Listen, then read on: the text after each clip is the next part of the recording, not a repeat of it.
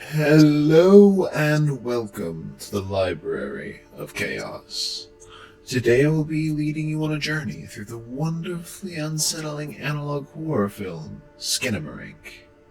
Be aware that this film does have disturbing imagery or fictionalized brutal treatment of adults and children, so if that is not your thing, I will have other lighter stories in the future. This is my video before watching Wendigoon's own video, which I will post a reaction to after this video is released. This film opens telling us the date of the recording is 1994. I will tell you that this is going to be more of a detailed summary than shown because Shudder would not let me clip it, so I only have a couple images. There is a main establishing shot I wish I could show that for this portion of the film that takes a low angle, only making the ankles of the characters visible, who appear to be a mother and a child talking. Then they part and go to bed, but the camera holds, and an innocuous image starts to become unsettling because of the sound design. And more of this unsettling imagery continues, this time paired with absolute silence, as the kid tries to fall asleep and is unable. Then a loud noise appears from upstairs, like a door, then a kid crying, and a disturbing, distorted noise, not unlike the walls of the dams somewhere here at the abyss. More imagery continues as a slow pan of the room settles on a wall. Only lightly heard is the faint sound of a violin trilling in a television set playing cartoons. The light in the hallway turns on and shadows are shown from the top of the doorframe angle. Then the curling shown as a telephone rings. As this continues, someone speaks, and the child is named Kevin. Presumably the child that had fallen on the stairs and hit his head. It said stitches were unnecessary because this was someone talking to a doctor. Then the words Kaylee, assuming maybe the mother or someone related to Kevin, said that Kevin was sleepwalking. Then we return to Kevin's room in the darkness of the hallway as the toilet flushes. And once again, the slow trill of the water flushing creates a great mundane shot and makes it terrifying just from the sound alone. Then we see little Kevin turn on the hallway light and stand outside his parents' door. He walks away instead of knocking, instead calls for his mom verbally. Their footsteps, and he steps in the room and the mom says, Kevin. And it sounds like she gets out of bed. Then a strange tone plays as something clips in and out of the wall. Kevin asks, where did it go? Then he calls for his dad. We pan outside and another strange distortion is heard as Kevin continues to call. More images play to create a suffocating loneliness. The phone is picked up, then something is dialed, but doesn't go through, which is repeated, showing that crippling desperation this movie fills you with. We return to the parents' bedroom as Kevin asks his mom, maybe, I'm not wholly convinced, to sleep downstairs tonight. Then on the TV set, something called Tape 17 begins playing. Don't know what it is, but it appears to be a screen-burned recording of older cartoons. As those sounds fade away and the camera pans around the room, the viewer feels the world expanding for this kid with his mother here. It's still scary, but the camera starts to stretch out instead of pulling in, and then everything falls silent. At this, Kevin tells his mom it's time to get up. Cartoons keep playing as the mom makes them cereal.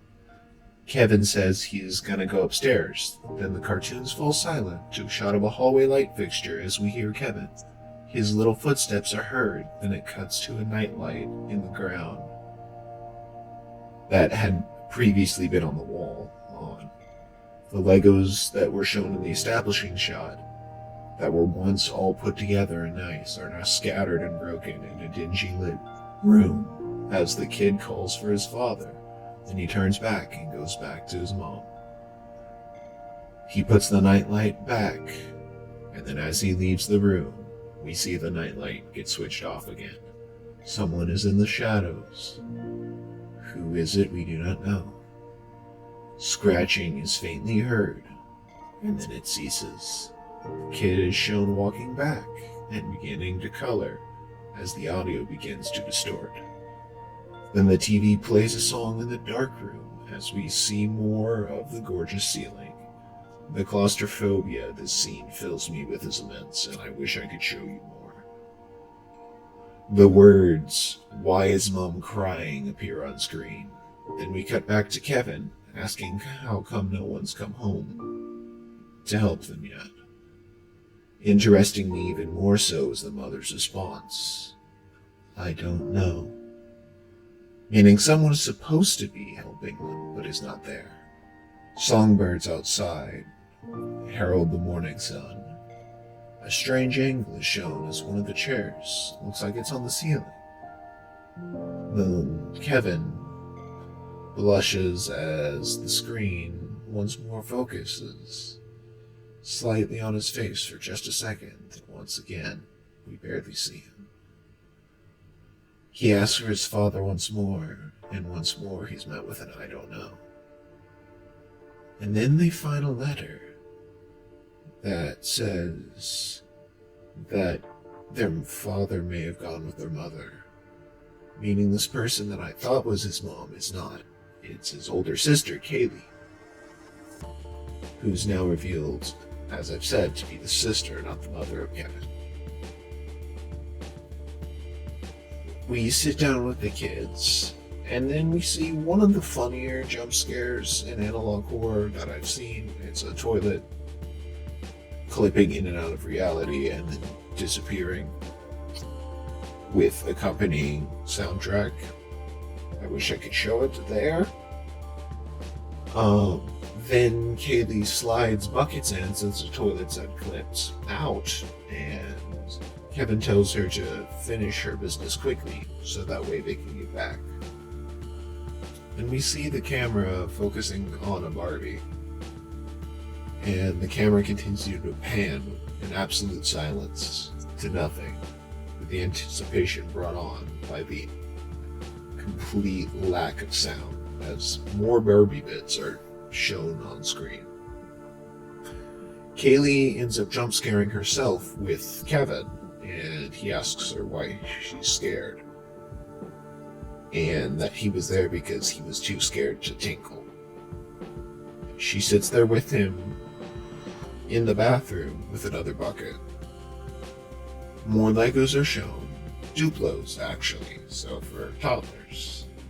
Then a dog barks on the TV. More destroyed Legos are shown as someone moves, but we're not sure who. Then we once again fade to silence until the screen says, "Come upstairs," and the cartoons are silent, and the camera walks into a bedroom as we see a bed, and Kevin calls up for his dad. We approach and see an empty bed, so the screen says to look under.